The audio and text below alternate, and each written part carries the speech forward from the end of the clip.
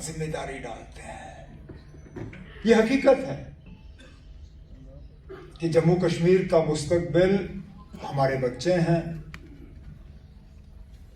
हमारे बच्चों का मुस्तकबिल क्या होगा, उसमें एक बहुत बड़ा रोल आप सबका बनता है। लेकिन अगर हम अपनी सारी जिम्मेदारी आप पे डालें और कहें कि जम्मू कश्मीर आगे के लिए कैसा होगा वो हमारे टीचर जो है वो तय करेंगे, तो मुझे लगता है आप लोगों के साथ एक बहुत बड़ी नाइंसाफी होगी और आप पे हद से ज्यादा हम दबाव डालेंगे।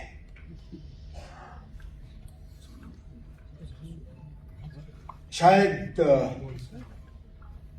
प्रेसिडेंट कलाम साहब थे जिन्होंने कहा था कि उनके नजरिए में अगर इस मुल्क को करप्शन से आजाद करना है, अगर बच्चों के दिमाग खूबसूरत बनाने हैं, तो हमारी सोसाइटी में 3 खंबे हैं जिन पे ये जिम्मेदारी आयत है: बाप, मां और उस्ताद। चौथे की तरफ उन्होंने देखा भी नहीं। लेकिन आज के दिन में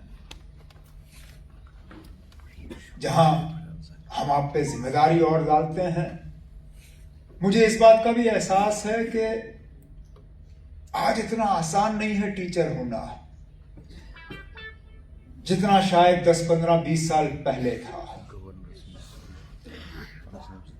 जिस वक्त के हवाले से नासिर साहब ने बात की, वो वक्त गया। एक वक्त था और मेरे वालिद साहब अक्सर उसका जिक्र करते हैं। शेर कश्मीर उस वक्त वजीर आला नहीं, वजीर आजम थे जम्मू कश्मीर के। मेरे वालिद साहब ने स्कूल में कुछ गलत किया, उस्ताद ने मारा। मेरे वालिद साहब घर आए और शेर कश्मीर को शिकायत की, ये देखो मेरे उस्ताद ने मेरे साथ क्या किया। शेर कश्मीर ने कहा, अच्छा ये हुआ, ठीक है मैं उस उस्ताद को बुलाता हूं।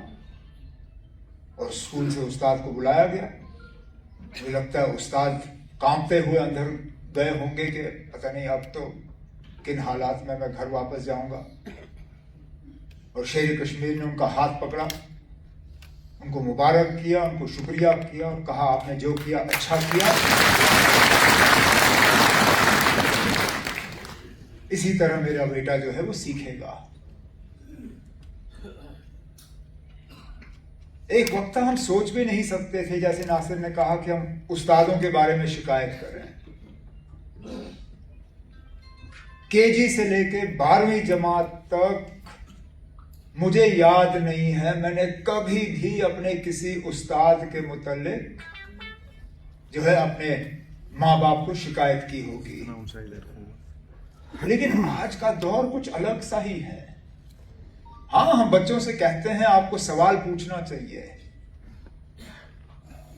लेकिन कभी कभार सवाल पूछते पूछते वो भूल जाते हैं कि जब उनको जवाब मिल जाता है तो जवाब भी उनको सुनना चाहिए। मैंने कई ऐसे सिचुएशंस के बारे में सुना है जहां अगर बच्चों के साथ कुछ हुआ है तो माँ बाप फौरन पुलिस थाने पहुंचे एफआईआर कटवाने के लिए और कोर्ट में केस दाखिल करने के लिए, जो शायद कभी टीचरों के साथ होता ही नहीं था।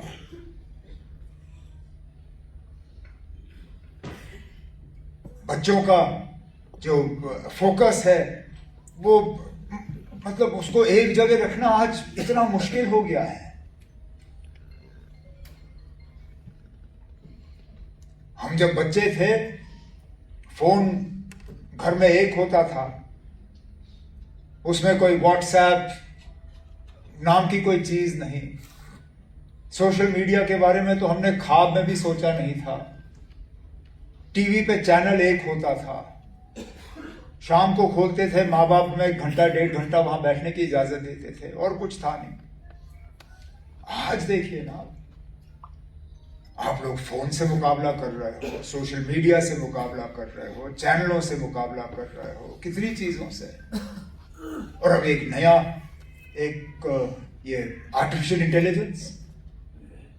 मैं कहता हूं आज कितना मुश्किल होगा एक टीचर के लिए यह तय करना कि बच्चे ने जो असाइनमेंट पेश किया है, जो लिखा है, वो उनकी खुद की पैदावार है या आर्टिफिशियल इंटेलिजेंस ने उनकी मदद की।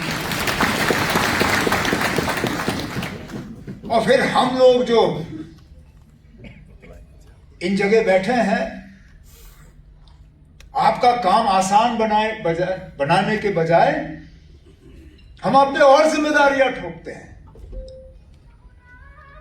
15 अगस्त का फंक्शन होता है, 26 जनवरी का फंक्शन होता है, तो सबसे पहले हम आपको कहते हैं ना, बच्चों को तैयार करो और कल्चरल प्रोग्राम कराओ, मार्च पास कराओ। चलिए, इंटरनेशनल योगा डे होता है, उससे पहले कि हम आ जाएं, हम आप लोगों को वेन्यू पे लाके कहते हैं ना, अब आप लोग योगा करो क्योंकि हमने फंक्शन बनाना है। हम नशा मुक्त भारत की बात करते हैं तो सबसे पहले हम आप लोगों को लाते हैं। इलेक्शन का काम होता है तो दूर दराज बूथ में हम आपको बिठा देते हैं। जब कुछ और काम होता है, जब भी हमें कुछ करना होता है, हमें और कोई मिलता नहीं मिलता, हमारी नजर।